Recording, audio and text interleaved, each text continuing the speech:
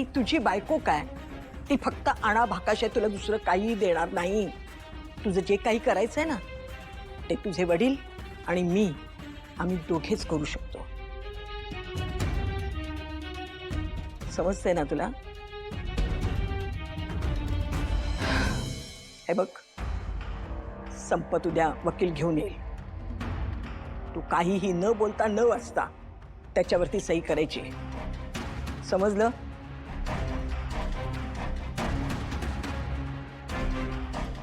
आई प्रेमात आंधळा असला तरी त्याच्यात गाडे पाटलांचं रक्त सळसळत आहे.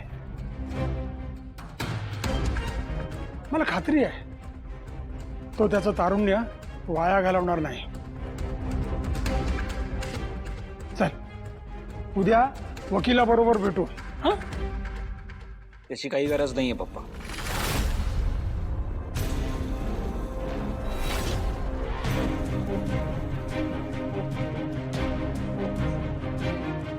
गुन्हेगाराला भय नसतं, प्रवृत्ती असते. त्या दिवशी सुद्धा तुम्हाला सांगितलं होतं की मला त्या फॅमिलीला भेटू द्या, त्यांची मदत करू द्या, पण तुम्ही एक नाही ऐकलं माझं. कदाचित मी त्यांना भेटलो असतो, त्यांची मदत केली असती ना, तर तो गुन्हा अपघात म्हणून ठरला असता. पण मी तिथून निघून गेलो म्हणूनच तो अपघात गुन्हा ठरलाय पप्पा. आणि राहिला प्रश्न माझं तारुण्य वाया जाण्याचा, तर माझ्या खांद्यावर जे डोकं आहे ना ते योग्य ठिकाणी आहे. त्याच्यामुळे काय योग्य आहे आणि काय अयोग्य आहे हे कळतं मला. मला जी काही शिक्षा होईल ती मी भोगायला तयार आहे. आणि या सगळ्यात नुकसान कोणाचं होत आहे? माझं आणि भावनाचं होत आहे ना. तुम्ही कशाला मध्ये पडताय मग? तुम्हाला जो काय वकील आणायचा आहे तो आणा, जे काय कागद आणायचे ते आणा. मी सही करणार नाहीये. एक राजकारणाचा मुलगा म्हणून मी अनेक वर्ष जगलोय आयुष्य. आता एक जबाबदार नागरिक म्हणून मला माझं कर्तव्य बजावू द्या.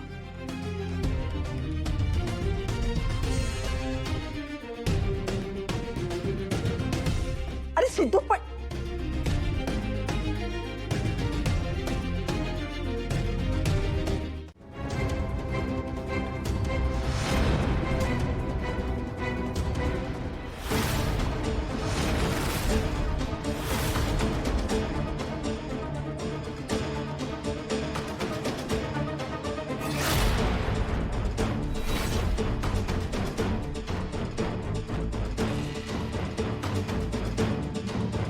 कानातलं,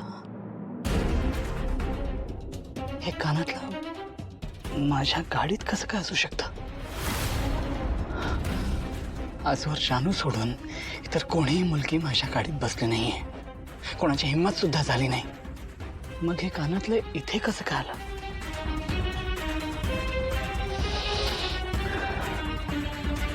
आय डोंट अंडरस्टँड.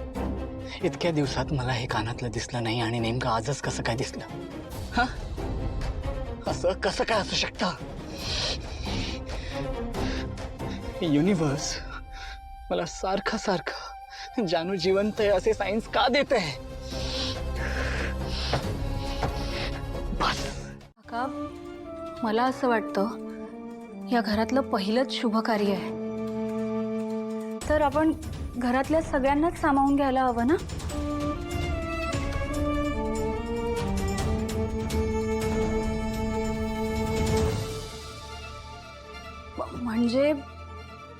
म्हणजे काका, आज विश्वा आणि सईच्या साखरपुड्याची तारीख फायनल झाली आहे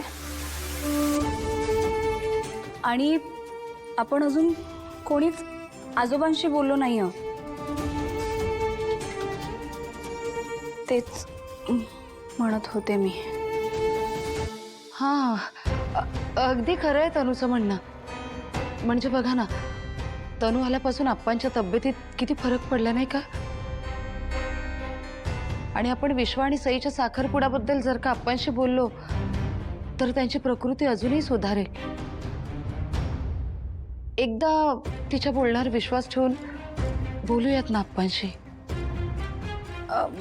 आणि काय ना काका, म्हणजे विश्वा आणि सईचा साखरपुडा ही खूप मोठी आणि आनंदाची गोष्ट पण आहे ना, म्हणून असं बोलत होते मी.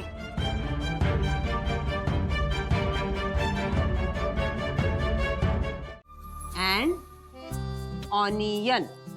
हा, ऑनियन. ऑनियन. आता काय झालं?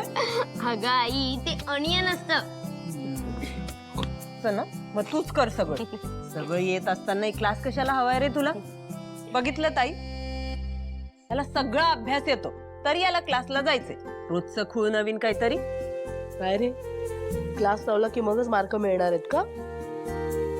मला वाटलं अभ्यास करून मार्क मिळतात. पण आजी, शिकवायला कोणीतरी हवं ना. आणि तसंही क्लास सुटल्यावरती क्लासच्या बाहेर सर्व मुलांचा अड्डा जमतो. ही खरी गोम आहे तर. हा, काय रे, क्लास कशाला लावायचा आहे? अड्डा जमवायला की अभ्यास करायला? भरत, आता ठरलं. इंग्लिशचा क्लास आजी घेणार तुझा, बाकीचे विषय आई शिकवणार आणि मी तुला शिकवणार व्यावहारिक ज्ञान. म्हणजे तुझा तो शास्त्राचा प्रकल्प होता बघ, त्यात तू इंजिनची प्रतिकृती केली होती, बरोबर ना? अरे ते झालं त्या प्रकल्पापुरतं, पण प्रात्यक्षिक फार वेगळं असतं. अरे अहो, मी काय म्हणते, आज प्रात्यक्षिक होऊनच जाऊ दे. त्याला घेऊन बाहेर जा. आपली स्कूटर आहे ना, तिकडे त्याला प्रात्यक्षिक दाखवाच. अरे वा, छान कल्पना आहे लक्ष्मी.